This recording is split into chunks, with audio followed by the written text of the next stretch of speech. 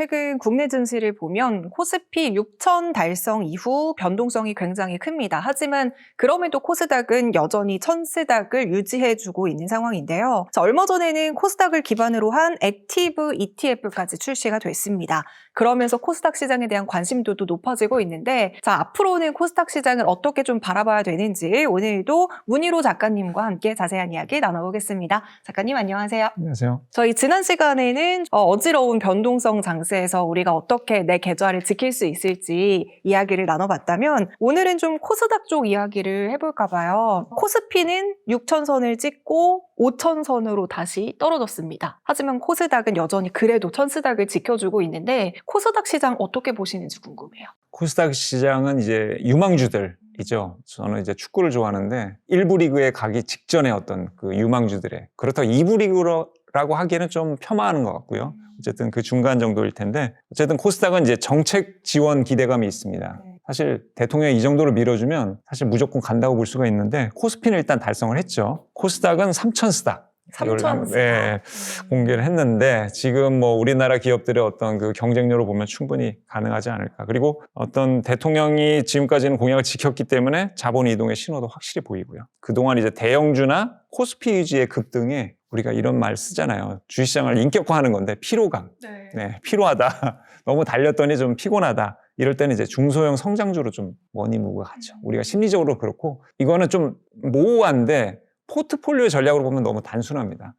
만약에 코스피를 코어 자산으로 봤을 때는 이제 조금 더 수익률을 위해서 코스닥을 좀 담을 수가 있잖아요. 그래서 포트폴리오 전략 차원의 어떤 변화라고 보실 수 있고, 다만 이제 장기 추세라고 보기엔 아직 확정적인 건 아닙니다. 이거 지금 최소 3년에서 5년은 봐야지 이 흐름이 확정된다고 하는데, 대부분 그 기간까지 기다리기 쉽지 않죠. 그래서 일단은 초기 관심이 많이 회복됐고, 코스닥은 절대 안 되라는 그런 어떤 패배감, 여기서는 확실히 벗어났습니다.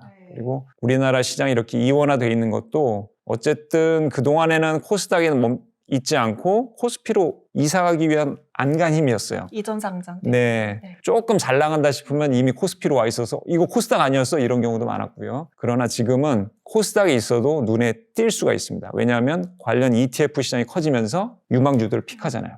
그래서 코스닥 이름을 달려면 코스닥이 있어야 되기 때문에. 그런데 만약에 코스피로 이사를 갔어요. 내 역량이 물론 이제 앞으로 계속 발전하겠지만, 코스피에 있을 때는 조금 묻힐 수가 있죠. 삼성전자도 있고 하이닉스도 있고 현대차도 있으니까. 그래서 코스닥에 있을 때 좀 더 잘 드러날 수 있다. 그래서 코스닥에 있는 또 매력이 살아나고 있습니다. 지금 정부에서 또 코스닥 활성화 정책 뭐 이런 이야기가 나오면서 코스피가 6천선까지 도달했던 것처럼 뭔가 코스닥 시장도 조금 더 이제 밸류업이 될 것 같다라는 생각이 드는데, 지난주에 코스닥 액티브 ETF가 출시가 됐습니다. 일단 이게 뭔지부터 좀 개념을 짚어주시면 좋을 것 같아요. 보통 이제 ETF 이름에 아무것도 없으면 패시브라고 보시면 됩니다. 패시브는 이제 수동적으로 따라간다. 그 운동 좋아하시니까 이거 비유를 많이 하는데, 우리가 예전에 레슬링 경기 때 보면 패시브 이렇게 가만히 있잖아요. 이렇게 가만히 있어서 공격을 당하는 그런 느낌인데, 액티브는 이제 실제로 매니저들의 역량이 중요합니다. 종목도 좀 과감하게 선택을 하고요. 비중을 확 늘리거나. 코스닥은 그 여지가 좀 커서 수익률 차이가 많은데요. 어쨌든 최근 이 코스닥 관련 ETF에 지금 돈들이 많이 몰리고 있거든요. 어쨌든 기대 수익이 높으니까. 코스피는 이미 1차적인 목표를 달성해서 더 먹을 게 있을까? 투자자들 이렇게 생각하시면 돼요. 코스닥은 아직 알려지지 않았고, 월가도 이제 주목하기 시작했고, 특히 월가에서 코스피가 너무 과열했다는 신호를 계속 얘기하고 있으니까 어떤 큰 자금의 흐름이 코스닥에도 좀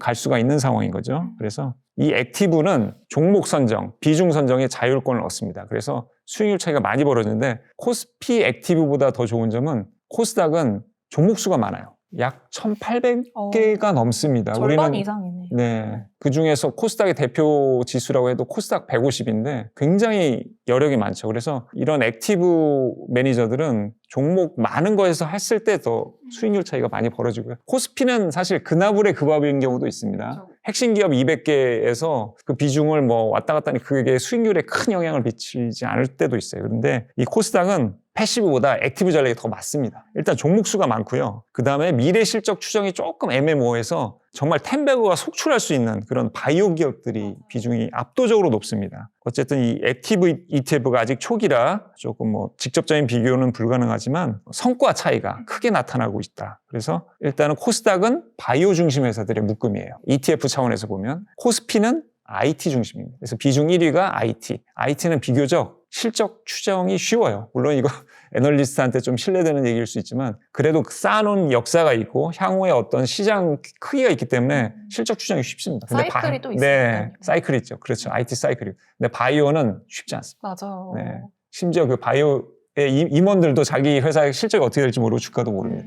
이게 바이오 유망하다, 이제 뭐 금방 승인 난다 했다가 갑자기 다음날에 임상 실패, 뭐 거절 이렇게 되면은 주가가 한순간에 또 폭락할 수 있기 때문에 어렵지만 그럼에도 불구하고 코스닥은 상승 여력이 있다는 것에 대해서 액티브 ETF가 어떻게 보면 또 기회가 될 수 있다.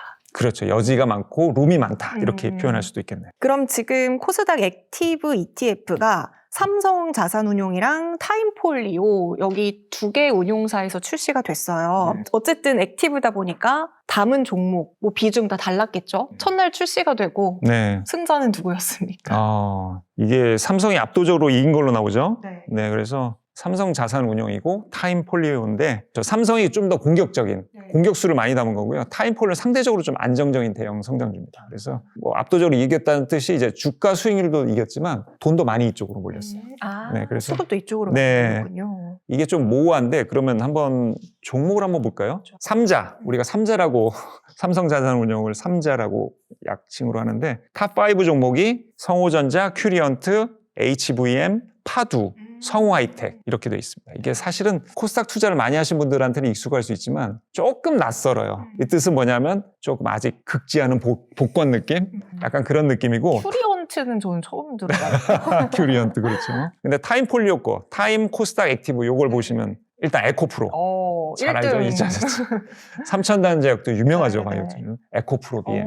그다음에 레인보우 로보틱스는 로봇주. 지금 삼성그룹에 속했죠. 그쵸, 삼성그룹이 많이 투자를 해서 그리고 ABL 바이오. 바이오까지. 여기서 핫한 시총 3위 정도. 종목들이 다 넣네요. 네. 그러니까 우량 대형주를 많이 넣었다 이렇게 보시면 돼요. 좀 안정적으로 가자. 타임은 삼자는 좀 한번 그래도 초기 출시니까 조금 확 오를 만한 종목들로 한번 했는데 초반에는 지금 빅이닝을 만든 거죠. 야구로 따지면 초반 3회 안에 홈런도 나오고 이렇게 된 거예요. 근데 야구는 9회까지 가봐야 되는 거니까 이건 좀 지켜봐야죠. 그래서 타임폴리오는 2차 전지 바이오 위주의 레인보우 로보틱스가 가미돼 있다. 이렇게 보시면 되겠습니다. 일단 첫날 수익률은 삼성이 좋았지만 지금 성과가 좋다고 해서 계속 좋은 건 아니니까요. 이거는 좀 제대로 된 결과를 보려면 시간이 필요할 것 같고요. 여기서 또 이제 한화 자산운용 같은 경우에는 코스닥 150을 기반으로 또 설계를 한 상품이 있잖아요. 왜 한화는 이런 선택을 했을까요? 조금 용이하고 이제 코스피가 코스피 200 중심으로 많이 ETF가 되어 있거든요. 그래서 한화도 이제 코스닥 150에서 조금 매니저들이 너무 많은 종목을 고르다 보면 추적 오차도 있기 때문에 플러스로 간 것 같아요. 한화가 이제 플러스죠. 한화는 이제 코스피 위주의 플러스 고배당주가 대박을 쳤죠. 그게 배당 관련 ETF 중에 가장 먼저 1조 원에 도달했습니다. 그래서 코스닥 전체를 다 담기엔 너무 넓고 거칠기 때문에 거래가 좀 잘 되고 시장 장악력이 좀 큰 150개 안에서 찾아보겠다. 적극적으로 고르겠다라는 접근 방식입니다. 약간 선택과 집중 전략이었네요. 맞습니다. 그 말이 생각이 안 났어요. 버벅거렸네요.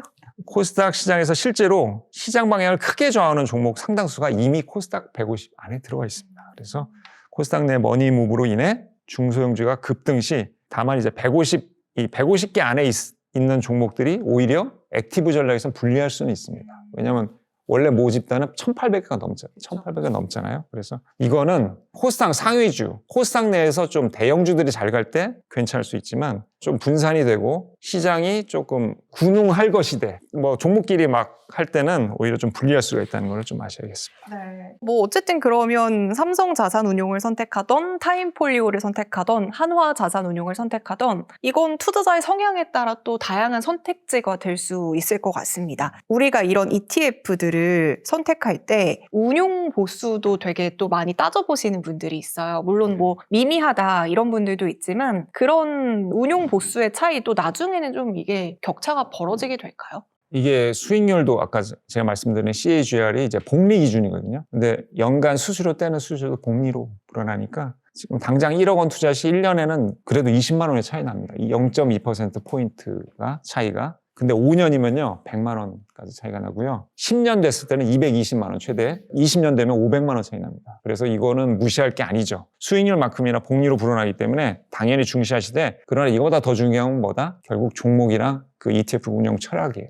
그리고 둘은 같이 가지만 꼭 그 종목들을 위주로 한번 살펴보셔야 돼요. 그 종목에 어떤 종목이 많이 들어가냐에 따라서 수익률은 뭐 천차만별이 될 것입니다. 보수도 중요하지만 결국 주식 투자의 본질은 그 종목, 어떤 종목인지 이런 것들이 훨씬 더 중요하다 보니까 그런 부분들을 우선순위로 체크를 해 주셔야 될 것 같습니다. 그럼 지금 코스닥 액티브 ETF라든지 뭐 코스닥 종목들 아직 상승 여력이 있다고 하셨으니 지금부터 계속 장기적으로 사 모아가도 괜찮은 걸까요? 저는 이제 코스닥 투자는 좀 깊이 했는데, 제가 아는 분 중에서 저랑 같은 회사였어요. 근데 코스닥만 투자해서 진짜 일찍 파이어 하셔갖고 이제 별도로 운용사를 차리신 분도 있습니다. 그런 분도 있어갖고 뭐 가끔 인터뷰도 하고 그랬었는데, 그렇게 종목을 보는 성구안, 이거를 영화로 비유하면 우리는 이제 일종 보통면으로 운전하잖아요. 이런 분들은 F1급이에요. 그 어떤 그 종목 선택이나 그 조정하는 거나 뭐 샀다 팔았다 하는 그런 기술들이 빠른 트랙에서 그냥 레벨이 다르다고 해야 될까요? 근데 우리가 이런 개별 종목에 올인하는 전략이나 아니면 코스닥의 어떤 종목을 찾아서 내가 10배를 내겠다, 이런 거는 일종 보통면으로 F1에 도전하는 거 똑같습니다.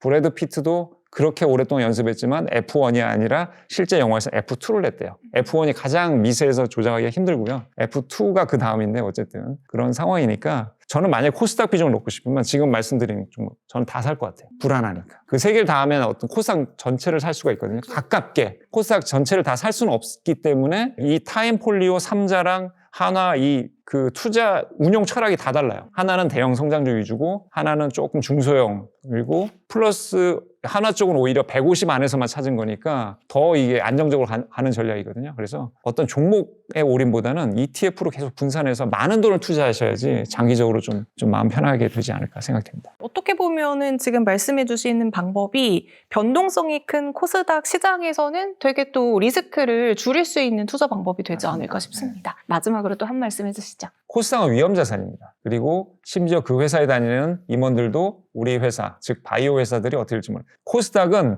업종의 시가총액 상위 종목 대부분이 바이오 종목입니다. 그래서 내가 정말 여윳돈, 그리고 이걸로 10배거 소액으로 어떤 높은 수익률을 하는 그런 포지션이 있어요. 왜냐하면 ETF, 그러니까 지수 추종 ETF로 장기적으로 하는 건 너무 지루할 수 있거든요. 심지어 제가 투자하고 있다는 사실도 까먹을 정도로 지루한 그런 기간이 있기 때문에 좀 더 재미를 추구하는 투자자들이 소액으로만 투자할 때 코스닥은 좋은 선택이 될 수 있습니다. 그런데 많은 비중을 담으면 담을수록 ETF로 하셨으면 좋겠고, 앞서 설명드린 그 세 가지 ETF는 운영 철학이 상당히 좋아요. 특히 타임폴리오는 그 매니저들의 역량이 굉장히 뛰어납니다. 제가 머니쇼, 이제 매년 머니쇼를 하는데 거기에 이제 많은 재테크 연사를 모셔야 되거든요. 타임폴리오 분들 모실 수가 없어요. 너무 바쁘고 인기가 높아요. 그러니까 그분들 실력이 있어서 어느 정도 검증됐고, 삼성자산운용은 뭐 아시죠? 코덱스 뭐 너무 유명하잖아요. 플러스 브랜드를 갖고 있는 한화도 플러스 고배대주로 대박을 쳤고요. 그래서 이런 검증된 운용사들이 하는 ETF는 많은 자산을 담아도 되지만 그래도 내 전체 자산을 올인하지 말고 내가 초위험 자산에